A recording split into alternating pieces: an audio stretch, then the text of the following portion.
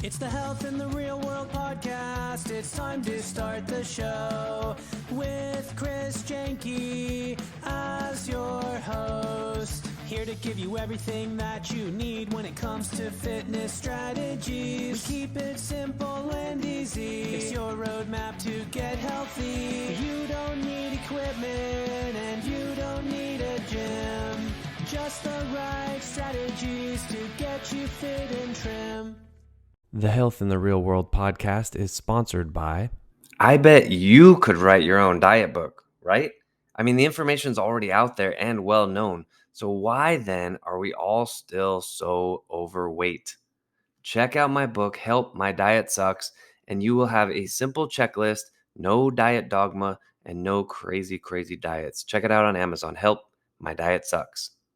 Hello and welcome to Health in the Real World. I'm Chris Janke, and I'm joined today by three individuals who have been affiliated with the podcast in the past. So we have Barbara Walsh, Sarah Anderson, and Dr. Nikki here today. Morning, everybody. Hello. Good morning. It's morning over here. I know we have two East Coasters and Texas. So I'm the only one on the West Coast, only when it's actual morning. So good afternoon, good morning. Barbara, let's start with you. Just quick introduction, who you are and how you got into what you're doing as well. Okay, I'm a board certified master health coach, and I am located on the East Coast. And I got into health coaching because of my own personal experience with breast cancer. When I was faced with a diagnosis, I opted out of conventional treatments, and I did a lot of research and prayer and discovery. And I learned about the power of nutrition and alternatives. And it made more sense to me at that time to nourish my body, to strengthen its innate ability to heal rather than to bombard my body with poisons, hoping that maybe I would get well. And so that was the path that was peaceful for me. And I decided I'm going to go for it.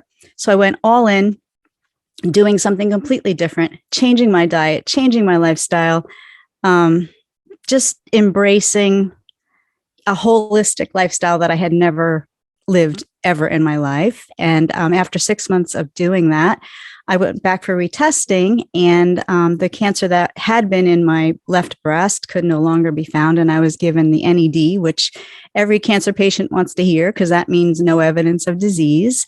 And as of January of this year, I am going on 6 years cancer-free. And so now I actually help other women move beyond the fear of breast cancer because it is the scariest thing that anybody's ever going to hear. And I help them to learn how they can create an anti-cancer lifestyle, take control of their health through their nutrition and their lifestyle so that they can lower their risk of breast cancer and recurrence and hopefully never, ever have to hear the words, "you have breast cancer." That is awesome. Sarah, introduction, who you are, who you work with, how you got into it. Yeah, that is an amazing story. I am a certified nurse practitioner, and I've been working in conventional medicine for about 20 years, but about 2 years ago or so, I work in cardiology in conventional medicine. About 2 years ago or so, I started hearing myself talk about cardiovascular disease and its root cause being inflammation. About that time, I was starting to have my own personal health journey. I was dealing with a lot of stress in my life between caring for, 2 kids with developmental delays. My oldest has autism and ADHD, which we didn't know at the time. I was pregnant at the time, and I eventually reached burnout. And I developed a neurologic condition called cervical dystonia, which has absolutely no cure. And the only treatment is Botox injections, which are not fun at all. And so I started looking for a way to help heal my own body, and I found functional medicine. So kind of similar story to you. But with that, I started learning about it for my own health, and I was able to reverse the symptoms that I was having, which were terrible headaches and pain and muscle cramps that you just can't even describe, but also get myself out of burnout. And now I offer functional medicine health coaching to patients online who are going through similar things, hormonal rebalance and that sort of thing. So I truly believe there's a different way. Conventional medicine has its place, but in chronic disease, I think there's a lot of better ways that we can handle and help people. Agreed. And Dr. Nikki, how about you? Introduction, who you are, how you got into it? Yeah, wow. Incredible that we all have similar physical health challenges at first. Mine Very. was type 1 diabetes at the age of 29, a type you Wow. normally get at 4. So I did a lot of research and started digging into what are the causes. And there were quite a long list, starting with adverse childhood experiences to then, which often leads to alcohol use, which is another one, mold exposure, antibiotics use, and then the food related ones are milk and wheat. Both have proteins, casein and gliadin in them that will tag your pancreas beta cells as antigens, and then your immune system takes them out. So actually a long list there, and I'm sure there's more, but those are what I uncovered. And so that led me down a journey of getting a PhD in holistic health and nutrition to figure out how I could feed my body and nourish my body more appropriately that is suitable. And also then I got into the psychology. So what does adverse childhood experiences really cause, and what are the energetic blocks, the ancestral trauma that gets stored in the body, and how do you get it out? So then it led me to plant medicine and lots of different modalities. Breathwork is one of my favorites. And as I'm sure we'll get into, what I realized is that some of the drivers of addiction or addictive behaviors of all kinds, from food to drugs and alcohol, is this ancestral trauma background. And what I uncovered is getting that out of your system, and coupled with discovering your purpose, really helps pull you out of that, and then seek a really healthy lifestyle that then your body resolves its physical ailments thanks to. Mm-hmm. Wow, this is incredible. Like I was telling all of you, that I never really know how this particular format of the show is going to go, because you all schedule your session independently. My story is very similar as well. I bulged a disc in my lower back when I was 14 years old. Oof. And all I was doing was stretching. I was always very tight. So I'm 6'1" now. I was maybe already 5'10" in 8th grade. I was bending down, trying to touch my toes. I could probably barely get to my knees, but trying to increase flexibility. And I stood up, and I thought somebody hit me with a baseball bat as I'm coming up, and I just couldn't move, locked up. I have a couple other flare-ups. Like a couple years later, I had a neck thing happen. My head was actually stuck like this for 4 days. So I've had all kinds of disc issues in my spine, and went to chiropractors and, had some relief and things like that. But I wanted to know what was causing this in the first place. And that led me to where I am now with what I do now, is I help people just balance their bodies through movement. So, every muscle has an opposite, and they should be balanced. They should be roughly the same strength, roughly the same flexibility. That's going to lead you to having a balanced posture. And we're all going to know that you're balanced based on how you carry yourself. So, yeah, I'm 42. I feel better than I did when I was 14, which is nice. So, this is perfect. So this has led me into, I have a few questions for the three of you. What is it about the four of us that somebody gives you a diagnosis and you're like, all right, I got to figure this out for myself? And then we just dive in, we either read the books, we call the people, we become doctors. What is it? What was in your personality, or what was it that you wanted to find out? Why was it burning, like this burning desire for you to figure it out? And we'll just go whatever order you want to go in. Well, for me, I think it was more terror. That was the motivator for me, because facing the conventional treatment that was being offered to me, which I have since learned is the same treatment protocol that's offered to every single patient that is facing cancer, pretty much no matter what type of cancer they're facing. It's going to be surgery, it's going to be radiation, it's going to be chemo, and it may be some other supplemental medications. along the way. Like in my case, I was an estrogen positive breast cancer. So they were recommending for me to be on tamoxifen for the rest of my life to suppress the estrogen. But, there's so many side effects with all of those treatment protocols, with the exception, of course, of surgery, although there's no such thing, I think, as a minimally invasive surgery. I think any type of surgery is going to be traumatic. But when I was looking at my options, I had known so many people over the years, even people in my own family who had faced cancer and undergone those treatments. And, ultimately the outcome was not stellar. Many people were sick for a long time. Many people died. And so in my case, I think I was just looking for options. I was frustrated because when I asked my oncologist at the time, how could this happen? And her response to me was, we really don't know. We don't know why it happens. And I guess it's just bad luck or it's bad genes. And for me personally, I figured I needed to know what was the root, what caused this in the first place. Like, how did I go from, living my life one day to seemingly all of a sudden being handed a cancer diagnosis? And it wasn't obviously the next day, but that's how it felt. And I thought, there's got to be a reason why this happened. And I think it was that wanting to know why this happened in the first place, what caused it to happen. I felt like if I could identify what the reasoning was behind it, I would be more successful in finding some way to treat it. And also wanting options. I was frustrated that the same options that were being offered to my dad, who died of colon cancer when I was 13, same exact options that were being offered to him at the time were being offered to me. And we're talking like, many, many years later, because I'm 58. So do the math, people. I'm not very good at the math, but however many years that is. And I thought, in this day and age of all that we know, all the money and research that's being devoted and dedicated to cancer, to finding a cure, quote unquote, cure for cancer, and this is the best that we have. I mean, I'm sorry for people who,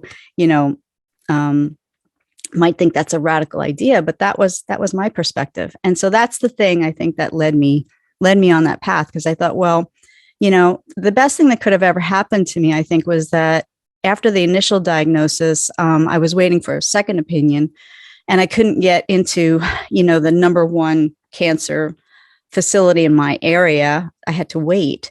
And that was actually the best thing that could happen to me, because it gave me the chance to process what's happening. Because anybody who's been diagnosed with cancer, there's a huge rush. As soon as the diagnosis comes in, you don't even have a minute, not barely a second to process what they're telling you. And they want you in surgery that next day. The following day after that, they want you in chemo. And then after that, they want you in radiation. And it becomes like this ongoing, revolving door of a cycle, which is going to go around and around and around. And so it was a blessing for me that I couldn't get that second opinion right away. It gave me a chance to learn a lot of things. And it was eye-opening for me. And what I learned made more sense to me than I think anything would have made sense. And I was surprised even as I went through the process, because as I embarked on that and I felt my body changing, I knew my body was responding. I started looking better, feeling better than I ever had. I know I told you this before, Chris, but when I was diagnosed, I had just started menopause and had gained a whole ton of weight that I couldn't get off. When I started the process, just this natural process, all the weight melted off. I've kept that weight off now for, as I said, it's 6 years. And, I was thinking the whole time, why didn't anybody ever tell me this before? If I had known, I probably could have avoided cancer in the first place, And so that was my reasoning. That's the thing. So it seems like all three of you are sort of pioneers, like doing your own research. Sarah or Dr. Nikki, what do you think it is about you, or what motivated you to start doing your own research into some of the causes and some of the treatments for what was happening with you? So I saw, I've lost track of how many different neurologists I saw with my condition, probably 6 or 7. And I asked every single one of them, why did this happen? Why is this occurring? And not a single one of them could give me an answer. And not a single one of them could even tell me what was going on with my brain to cause this to happen, which was extremely frustrating because my nature is I want to know why and I want to be able to fix it. That's what I do for a living, right? As a nurse practitioner, people come into me with XYZ symptoms and I fix it for them. Give them a treatment option, which is very different now than what it was, 5 years ago. But I couldn't. And the only thing that they could give me, like I said, was injections. And I'm talking like 30 injections in a muscle that is completely spasmed and locked up. Like if you think of a Charlie horse, it's like that, but 10 times worse and constant. And so then jab 30 needles in there, trying to get it to relax. And I would have to do this every 3 months for the rest of my life. I was diagnosed with this at 38 years old. I didn't want to go through the next 30 or 40 years having 30 injections every 3 months. It wasn't really an option for me. And so I started searching out for alternative treatments, and there really aren't any. To be honest with you. And I've worked with functional neurologists and reached out to those who deal with alternative ways to treat neurologic conditions. They don't even have an answer for me other than, living, probably it's a very similar lifestyle as the anti-cancer lifestyle, with nutrition and movement and prioritizing sleep and stress management. But once you learn all this and you start to uncover the root cause for disease, and I mean disease globally, you see how all of the things in our environment affect our genetics. And it's interesting. I was talking with one of the oncologists that I worked with, and she said that breast cancer, only 15% of women have the genetic marker for breast cancer, which blew me out of the water because I'm sure we all know somebody who was diagnosed in their 30s or 40s, and you think, why? What happened? It's not their genes. It's something else. It's all these other things that are going on. And so being able to link all of that together was a huge light bulb moment and a huge way to manifest all this knowledge that I have and help other people who also want an alternative treatment, and not just to go straight down the path of injections every 3 months for the rest of their life or deal with painful periods for the rest of their life. Because while that's very common, it's not normal, and it doesn't have to be that way either. Yeah. What about you, Dr. Nikki? Yeah. So I had a very intuitive download that when I was sitting at the Jocelyn Clinic, which is one of the top diabetes centers in the country, and the nutritionist showed me a cereal box and showed me how to count carbs and subtract the fiber. And then that is the number that you use to count how much insulin you'll have to give yourself. And right then and there, my thought was, why isn't she telling me not to eat the cereal? Yes. And I was like, something's off. This isn't right. This is absolutely not right. And then I got a hold of Bruce Lipton's book, The Biology of Belief. Great book. And I was sold. I was like, all right, I have way more control than my genetics, tell me. And the environment that I create for my genes is really what then displays their form. So, yeah. It is pretty incredible listening to all three of you talk about what happened when you were either given a diagnosis or, educated about the cereal box and the insulin.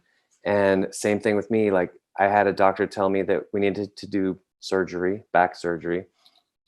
And I'm like, I'm 19 years old. What are you talking about? Like, and the questions though, I think like all four of us are hitting on it. It's like asking the next layer of questions. I think this is something that people watching and listening can get. It's like, don't just take surface level. Like, okay, you have this disease or whatever the diagnosis is. You can ask why, right? And you can ask why again. and then why again, and then why again. Like Toyota has the 7 whys. Like if they can ask 7 whys to build a car, then we should be able to ask 7 whys to figure out why did I get cancer, or this disease, type 1 diabetes, back pain. Why did this happen? And if, there are plenty of people out there who are treating in different ways, that if you ask why and they can't answer you, like I'm sure all of you would agree, like go find somebody else, right? Mm-hmm. Like there are so many people out there. So now I want to shift the attention back to each of you, and now forward, right? You figured out, sort of to the extent that you could, how to conquer your own symptoms and your own illness, your own limitations. What do you do now for patients and clients? Like somebody comes in to see you, what is the first step, like now forward? Let's start with you, Dr. Nikki, since we'll go opposite order. Yeah, gladly. So my first step with any client is to help them see that their body's actually talking to them, and it's a blessing, right? It's actually an opportunity for you to tune in and to see what your body needs and what it's requesting, and what is it that needs to be healed, and what needs to be looked at. And yeah, it might be nutrition, it might be that ancestral trauma that I talked about, it might be a list of things that you get to work on now. But first, seeing it as a blessing instead of being in that resistance mode or fear or any of that. Put that aside and see, okay, this is actually here to serve me. And as soon as I get my clients to see that, you can see the light come into their world again. And then they start on this quest of like, okay, great. How is this here to serve? And what can I learn?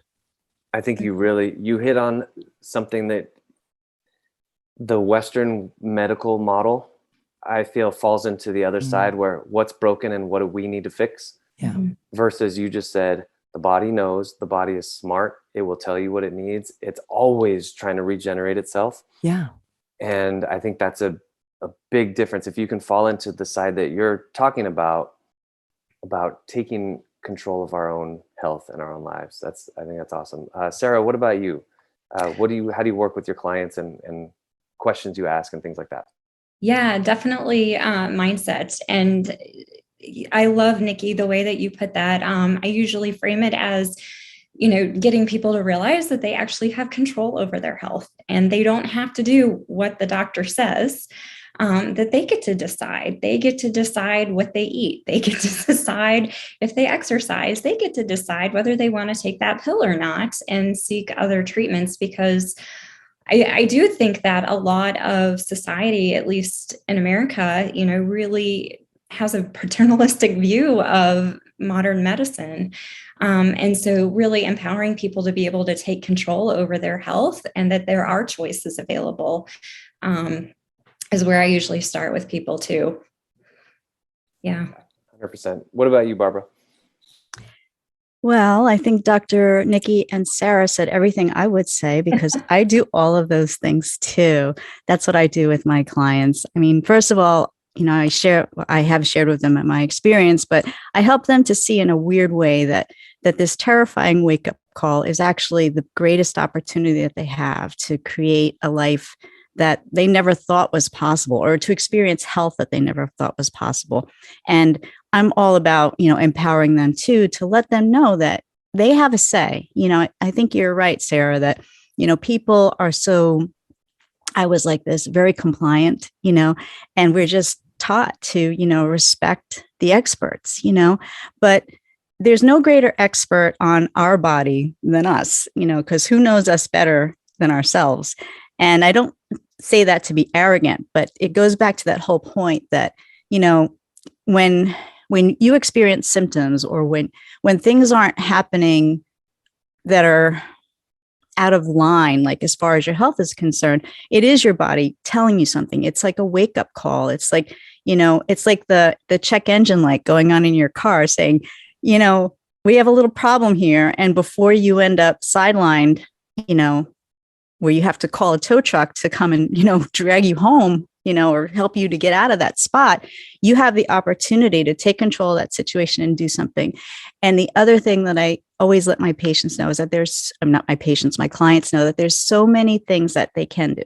And that's like the biggest takeaway for a lot of people I work with, because people have this, misconception that, their health is outside of them in a weird way. Like things are happening to them, and they're sort of like, there's nothing you could do about it. Just becomes this inevitable cycle of aging or something that, you have to expect that your body's going to break down. You have to expect that you're going to feel crummy all the time. You have to expect that you're not going to have energy, and that you are going to end up with all of these age-related diseases, because that's just how it is. But it isn't. It doesn't have to be that way. And that's usually that's my starting point with my clients. Right. It's like, it's very common, but it's not normal, right? Just because everybody else, and the number of people with diabetes, for example, just keeps going up and up and up.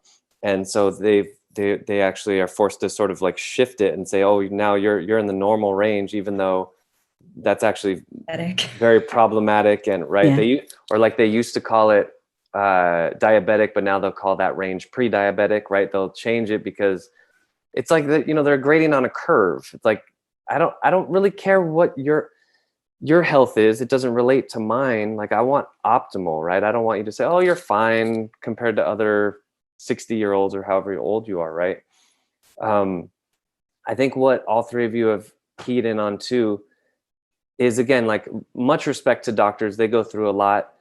However, the doctor doesn't have to live in my skin, right? So you can tell me on an MRI that, oh, I'm seeing this, this, and that. And so, people listening, I want to remind everyone the difference between a diagnosis and a prognosis, right? A diagnosis is, Barbara, you have cancer. Like, had. Right. Sorry, I was reenacting, right? Versus the prognosis is like, and you have a week to live, or you have a year to live, right? You even talked about that woman who had stage 4 cancer who lived. She's still alive 18 years later. 20 years, yeah. Mm-hmm. So that's one area where doctors actually they don't have the authority to give a prognosis. Nobody knows how long you're going to live. They can say, well, based on the 25 years that I've been in practice, I've seen many people in your situation have a year to live. And it is like a very gray area. And I'm not saying this to step on the doctor's toes, because they are very needed and most doctors are amazing. It's that you don't have to just be an automaton and listen, right, to everything. Okay, I'm going to do exactly what you say, and I'm not going to question. I'm not going to even ask why. There are many different ways to do things. So, and the three of you showed that. Yes, Dr. Nikki, I know you want to say. I'm eager. Well, two parts, I think. Doctors aren't trained on nutrition, right? So they're not teaching their clients to stay away from high fructose corn syrup, for example, to tell your diabetics that. And some of the most common processed foods begin with the 3 killers, which is your wheat, sugar, and oil. You put those 3 together, each one of those separately can trigger diabetes. Combined, they're a bomb. And you look at any of the cereals out there, for example, and there's a list of other products. All 3 those are the 3 first ingredients. Sure. And then the second part that doctors aren't necessarily trained in is to tune into the body and ask what it needs. So when I put my hand on my pancreas and I said, "What do you need? How are you here to serve me?" The instant response I got in my head was more self-love. No doctor is teaching me that. Right. But I was looking in the mirror and I'd scan my body and go right to the trigger points with like cellulite on my ass, or, excuse my language, but like, that's where my eye would go. It was trained to go to the flaw. Right. And like, I was literally stabbing my body with energetic daggers every single day. And we inflict pain on our bodies, not unknowingly, because we're such harsh critics. I hold myself to very high standards, and I can hide behind that shield, or I can be much more honest and say that I'm just a really harsh inner critic, right? That runs the show a lot, and doctors aren't taught to see where we can be kinder and more self-loving, or there's a lot behind when the body breaks down. That's on an emotional, energetic level. 100%. I want to give each of you a chance to tell people how to get in touch with you. Again, I think this is great how this has all come together. Again, we're not saying like circumvent the whole medical system and go completely out there. There's a place, and the three of you have also discovered some nuances, some gray area, some alternative treatments that I don't even like calling it alternative because it's just a way to live. But I'm going to say alternative treatments to the Western medical model, nutrition, self-love, different ways to promote health, right? Versus not sickness, right? We don't want to just be not sick. We want to be healthy. So how do people get in touch with you? Websites, talk about your podcast briefly, and we'll move on. Sarah, we'll start with you. Okay. So my company is called Peak Integrative Wellness. I'm on Instagram and TikTok, so you can get in touch with me there. I don't have a podcast, but I post pretty frequently. And we do functional medicine lab testing. So we actually do uncover the root cause of what's going on with your body and find levels and can improve all of those things. So I love to work with women and get people empowered in their health and their life and their wellness on track. My podcast is called Elevate to Legendary. You can go to elevatetolegendary.com and see the show there. You can connect with me there as well. I interview legends in Austin and abroad on what they have had to overcome in terms of the human condition that we all kind of suffer from in order to really step into their highest potential and make a big impact. And Barbara, how do people get in touch with you? Well, you can find me also on Instagram and Facebook. I'm at Good Nature Wellness, and on Instagram, it's at good_nature_wellness. I also have a podcast, the Good Nature Wellness Podcast, surprise, surprise, where we talk about, all things about women's health and, how to just live your best life and take control of your health and experience what true wellness really is. And you can find me, I'm streaming everywhere, but you can also find me at goodnaturewellness.com/podcast. And also for listeners out there who are interested, I have a new resource that I'd love for you to have. It's called 5 Things That I Wish I Had Known Before I Was Diagnosed with Breast Cancer. And if you'd like to get that, send me an email to barbara@goodnaturewellness.com. I'll be happy to send it to you. That's a great resource. Awesome. Well, Dr. Nikki, Sarah Anderson, and Barbara Walsh today on Health in the Real World. I'm Chris Janke. Thank you three so much for coming in, sharing your stories, inspiring everybody out there to ask why and to dig a little bit deeper. Thank you so much for having me. Thank you. What a treat. Thanks for listening to the Health in the Real World show. Make sure to like and subscribe and comment down below. Visit mycorebalance.com to learn more.